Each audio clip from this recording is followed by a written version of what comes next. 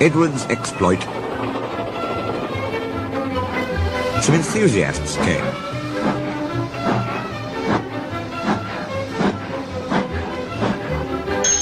They looked at everything in the yard and photographed the engines.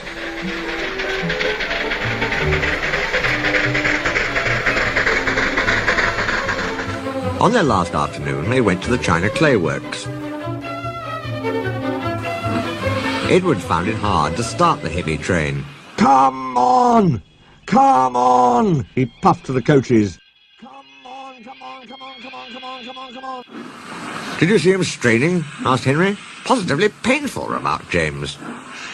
Just pathetic, grunted Gordon. He should give up and be preserved before it's too late. Shut up, burst out Duck. You're all jealous.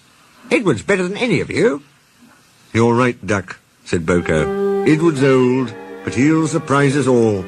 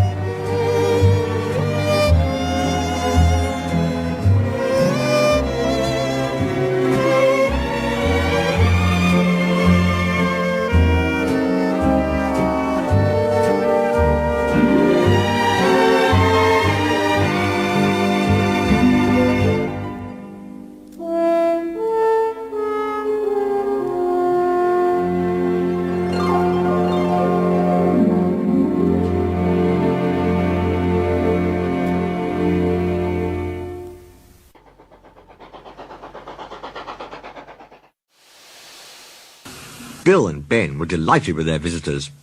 They loved being photographed and took the party to the workings in a brake van special.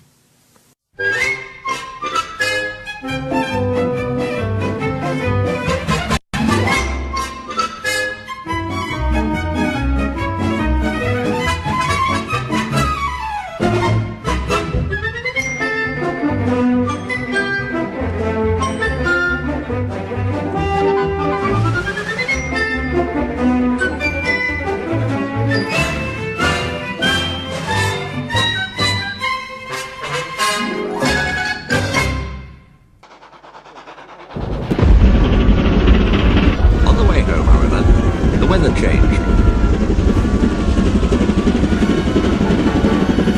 Wind and rain buffeted Edward. His sanding gear failed, his wheels slipped, and his farmer rode in front, dropping sand on the rails by hand. Come on! Come on! Come on! Panted Edward breathlessly. This is dreadful! But there was worse to come. Before his driver could check them, his wheels slipped fiercely again and again. With a shrieking crack, something broke and battered his frame and splashes up and out of shape. The passengers gathered round while the crew inspected the damage. Repairs took some time. One of your crank pins broke, Edward, said his driver at last. We've taken your side rods off. Now you're a single, like an old-fashioned engine. Can you get these people home? They must start back tonight. I'll try, sir, promised Edward. They backed down to where the line was more nearly level.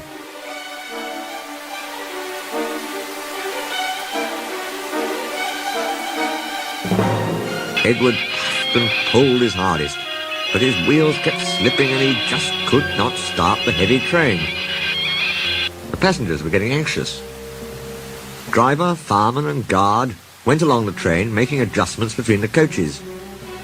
We've loosened the couplings, Edward, they said.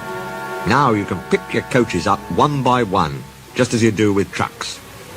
That will be much easier, said Edward gratefully. So with the fireman standing carefully in front, The driver gently opened the regulator. "Come on," puffed Edward. He moved cautiously forward, ready to take the strain as his tender coupling tightened against the weight of the first coach.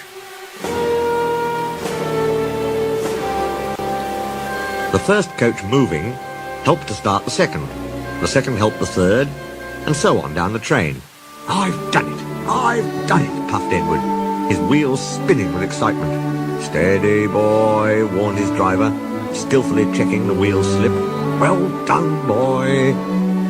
You've got 'em, you've got 'em." And he listened happily to Edward's steady beat as he forged slowly but surely up the hill.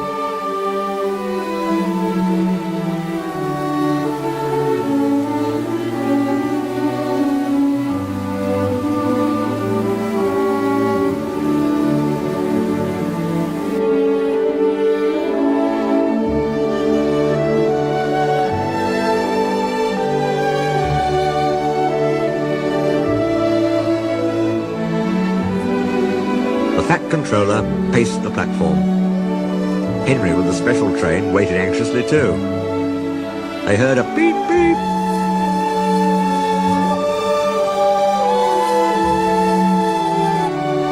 Then battered, weary but unbeaten, Edward steamed in.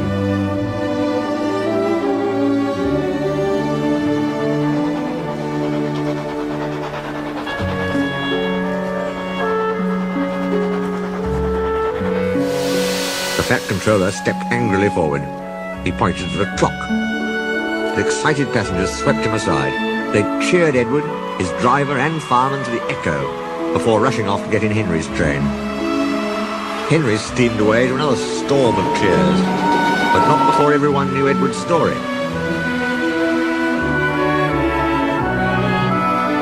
Edward went thankfully to the shed.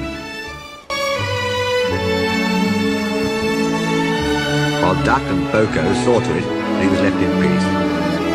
Gordon and James remained respectfully